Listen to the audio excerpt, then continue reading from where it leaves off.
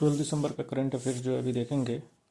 तो पहला जो करंट अफेयर्स है वो है इंडिया और स्वीडन ने जो है वो लॉन्च किया है 7D कार्बोनाइजेशन प्रोजेक्ट। क्या होगा, उससे रिड्यूस होगा कार्बन इमिशन स्टील और सीमेंट सेक्टर में। तो कौन कौन सी कंट्रीज़ है, इंडिया और स्वीडन। 7D कार्बोनाइजेशन प्रोजेक्ट किया है जो क्या रिड्यूस करेगा, कार्बन इमिशन स्टील और सीमेंट सेक्टर में। इसमें बहुत सारे 7 लोग हैं, जैसे टाटा स्टील, आईटी हैदराबाद, ये सब करके, वो उतना इम्पोर्टेंट नहीं है। आगे PFRDA ने जो है वो लॉन्च किया है master circular on investment guidelines. ये किस चीज़ के लिए ये मास्टर सर्कुलर है? PFRDA यानी पेंशन से रिलेटेड जो सारे काम देखता है इंडिया में, PFRDA वो जो है मास्टर सर्कुलर निकाला है इन्वेस्टमेंट गाइडलाइंस के लिए। तो किस लिए निकाला है? तो स्ट्रेंथन करेगा ये risk management in government sector pension fund investment. मतलब गवर्नमेंट सेक्टर में जो पेंशन फंड में इन्वेस्ट किया जाता है कि कहाँ कितना इन्वेस्ट करना है आपको, इस चीज़ से रिलेटेड जो है वो बाउंडेशन या फिर ये डालेगा। तो बताया गया है कि गवर्नमेंट सिक्योरिटीज़ जो है वो पूरे पोर्टफोलियो का 65% तक मैक्सिमम लिमिट तक इन्वेस्ट कर सकती है इन सब चीज़ों में। डेब्ट इंस्ट्रूमेंट में जो है 45% तक इन्वेस्ट जाएगा, गवर्नमेंट सिक्योरिटी में 65%, डेब्ट इंस्ट्रूमेंट में 45%, शॉर्ट टर्म डेब्ट में 10% और इक्विटी एक्सपोजर में 25%। तो इस तरीके से सब चीज़ है। आगे देखें इसका तो हाँ, एक इंटरनेशनल अफेयर में है कि COP20 जो है साइट्स का, CITES conference of parties, CITES यानी convention on international trade in endangered species of wild flora and fauna. ये कॉन्फ्रेंस ऑफ पार्टी 20 जो है साइट्स का, वो कहाँ पे हुआ है? उज्बेकिस्तान में हुआ है। और इसको किसने किया है? उज्बेकिस्तान और UNDP, United Nation Development Programme, और उज्बेकिस्तान, ये दोनों ने मिलकर होस्ट किया है COP20 ऑफ साइट्स, जो 50th एनिवर्सरी है साइट्स का, जो कहाँ पे हुआ है? समरकंद, उज्बेकिस्तान में। COP conference of parties proposed किसके द्वारा प्रपोज किया गया था? ये ब्राज़ील, सेनेगल और मैक्सिको के द्वारा। एक और है कि जिसे RBI ने अप्रूव किया है, स्टेट बैंक ऑफ इंडिया और बैंक ऑफ बड़ौदा को क्या इस्टेब्लिश करेगा वो?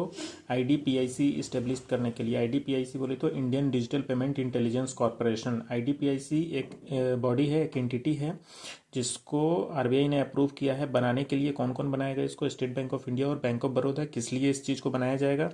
तो एक प्लेटफॉर्म है ये जिसको जो क्या करेगा, डिटेक्ट करेगा और कर्व करेगा फ्रॉडलेंट डिजिटल ट्रांजेक्शन्स को। All PSB public sector bank, मतलब जितने भी पब्लिक सेक्टर बैंक में जो भी फ्रॉड या फिर ट्रांजैक्शन, डिजिटल ट्रांजैक्शन, गलत डिजिटल ट्रांजैक्शन हो रहे हैं या फिर फ्रॉड तरीके से किए जा रहे हैं, उन सारी चीज़ों को जो ये है डिटेक्ट करेगा और उसको रोकेगा। इस तरीके से बनाया जा रहा है। तो IDPIC Indian digital payment intelligence corporation जो है कौन कौन बनाएगा? SBI और बैंक ऑफ बड़ौदा। RBI ने इस चीज़ को अप्रूव किया है। आगे एशियन डेवलपमेंट बैंक ने जो है वो इंडिया का GDP ग्रोथ जो है वो फाइनेंशियल ईयर 26 का 7.2% बढ़ा के कर दिया है 6.5% से। और अगर फाइनेंशियल ईयर 27 की बात करें तो 6.5% है। GDP फाइनेंशियल ईयर 26 का 7.2% है और फाइनेंशियल ईयर 27 का GDP कितना है? 6.5% इंडिया की तरफ से। किसने बोला है? ADB, Asian development bank. और एशियन डेवलपमेंट आउटलुक करके ऐसा कुछ इन्होंने निकाला है। अभी अगर बात करें तो एक अवार्ड में है द बैंकर, जो है एक UK की कंपनी है द बैंकर। इन्होंने DBS बैंक सिंगापुर को जो है global bank of the year award दिया है और ये तीसरी बार इनको global bank of the year award मिला है। तो global bank of the year award जो है वो कौन देता है? द बैंकर UK की ये कंपनी है जो DBS बैंक सिंगापुर को global bank of the year award जो है वो दिया है।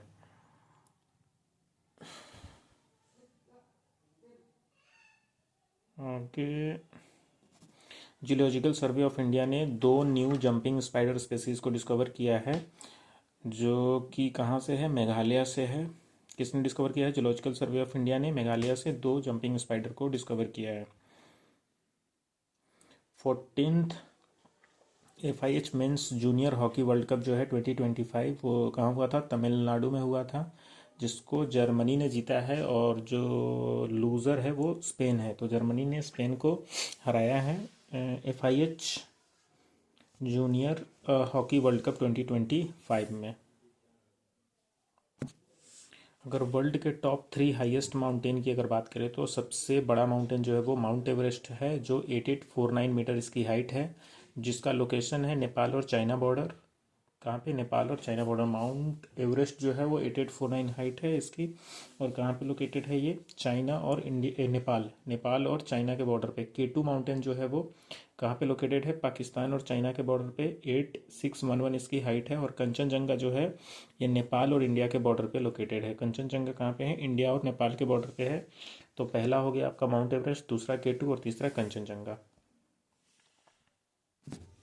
एक बार फटाफट जो है हम रिवाइज करते हैं सारी चीज़ों को जितने हमने अभी देखा है। जो इंडिया और स्वीडन ने जो है वो 7 ग्रीन टेक प्रोजेक्ट जो है, डीकार्बोनाइजेशन प्रोजेक्ट जो है वो लॉन्च किया है, जिससे स्टील और सीमेंट सेक्टर में हम कार्बन, ये सारी चीज़ों को देख सके, उसके रिलेटेड है। और नेट जीरो टारगेट जो है वो इमिशन का वो 2070 रखा गया है, 2070। आगे अगर बात करें तो PFRDA ने न्यू इन्वेस्टमेंट रूल जो लाया है गवर्नमेंट सेक्टर पेंशन स्कीम के लिए, उसके बारे में हमने देखा। जो कि क्या है कि गवर्नमेंट सेक्टर में 65% तक हम इन्वेस्टमेंट कर सकते हैं, डेब्ट में 45% तक कर सकते हैं, शॉर्ट टर्म में 10% तक, इक्विटी में 25% तक कर सकते हैं। तो ये कुछ था अभी। आगे, हाँ, CITES साइट्स का COP20 जो हुआ है वो कहाँ पे हुआ है? उज्बेकिस्तान में हुआ है, समरकंड उज्बेकिस्तान में। और इसको किस किस ने किया है? तो इसको उज्बेकिस्तान और UNDP दोनों ने मिलके किया है। ये 50th एनिवर्सरी था साइट्स का। और इसमें इसको प्रपोज किया था किसने? ब्राज़ील और सेनेगल और मैक्सिको ने। इसमें और कुछ है नहीं। हाँ, अगर बात करें कि साइट्स जो है convention on international trade in endangered species of wild flora and fauna, तो इसका हेडक्वार्टर कहाँ पे है? तो इसका हेडक्वार्टर है आपका जेनेवा स्विट्जरलैंड में। साइट्स का जो हेडक्वार्टर है वो कहाँ पे है? जेनेवा स्विट्जरलैंड में। और मेंबर स्टेट जो है इसके 185 मेंबर स्टेट है, जिसमें 184 कंट्रीज हैं और एक यूरोपियन यूनियन है। इस्टेब्लिश कब हुआ था? 1973 में इस्टेब्लिश हुआ था।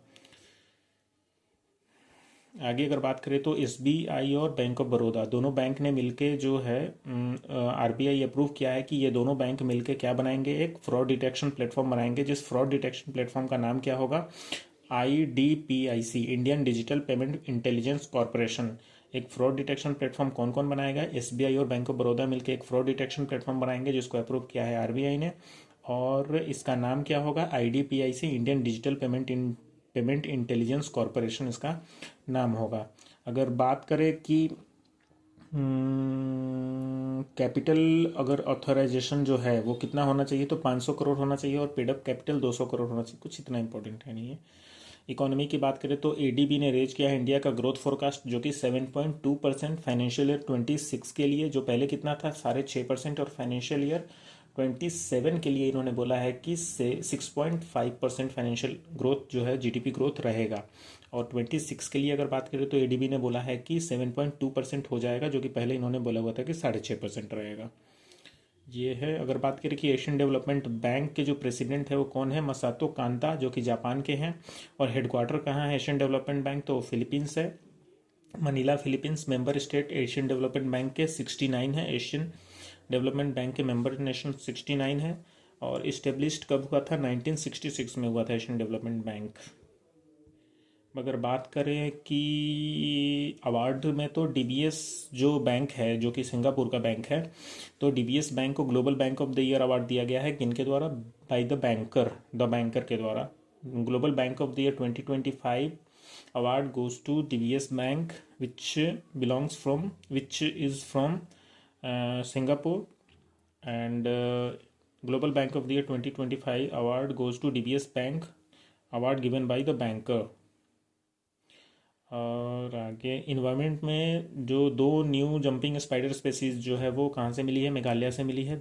जिसको डिस्कवर किसने किया है? जूलॉजिकल सर्वे ऑफ इंडिया ने डिस्कवर किया है। 2 new jumping spider species Meghalaya की है। स्पोर्ट्स में बात करें तो जर्मनी ने डिफीट किया है स्पेन को। जर्मनी ने किसको डिफीट किया है? स्पेन को। International hockey federation mains junior hockey world cup 2025 इन चेन्नई में जो हुआ था junior hockey world cup federation, इसमें FIH mains junior hockey federation, इसमें जर्मनी ने किसको डिफीट किया है? स्पेन को डिफीट किया है। और इंडिया का जो रैंक है वो 3rd नंबर पे है, यानी हॉकी जूनियर हॉकी चैंपियनशिप में फर्स्ट जर्मनी, सेकेंड आपका स्पेन और थर्ड कौन सा है? इंडिया। आगे अगर बात करें तो 3 mountain world's top 3 highest mountain के बारे में हमने देखा कि माउंट एवरेस्ट सबसे बड़ा है, उसके बाद K2 है, उसके बाद कंचनजंगा है। तो माउंट एवरेस्ट जो है दो किसी कंट्री के बीच में है, वो है नेपाल और चाइना, और K2 जो किसी दो कंट्री के बीच में है वो है पाकिस्तान और चाइना, और कंचनजंगा जो दो कंट्री के बीच में है वो नेपाल और इंडिया। यूनिसेफ की अगर बात करें तो इसका हेडक्वार्टर कहाँ पे है? तो न्यूयॉर्क USA में इसका हेडक्वार्टर है। ये इस्टेब्लिश्ड कब हुआ था यूनिसेफ? तो 1946 में बना था। 1946 में बना था यूनिसेफ, और मेंबर कंट्री जो है इसके 190 है। 190 मेंबर कंट्री है यूनिसेफ का, और इसका जो इस्टेब्लिशमेंट हुआ था वो 1946 में हुआ था। और इसके ED जो है एग्जीक्यूटिव डायरेक्टर वो रसेल है। यूनिसेफ का ED जो है कौन है? रसेल है, और इसका हेडक्वार्टर कहाँ है? USA में है। अभी बात करें कि स्टेट न्यूज़ में, तो गुजरात ने लॉन्च किया है स्मार्ट ब्लू हार्बर। किस चीज़ के लिए? तो ये बूस्ट करेगा फिशरीज सेक्टर को, फूड सिक्योरिटी और कोस्टल इकोनॉमी को। कोस्टल इकोनॉमी को बूस्ट करेगा, फूड सिक्योरिटी को बूस्ट करेगा, और फिशरीज सेक्टर भी इससे बूस्ट होगा। क्या नाम है स्कीम का? तो smart blue harbour. Smart blue harbour जो है वो गुजरात ने लॉन्च किया है, स्मार्ट ब्लू हार्बर। इससे क्या होगा? जितने भी कोस्टल फिशरीज सेक्टर है इन सभी को बूस्ट मिलेगा इनसे। बस यही था आज के लिए।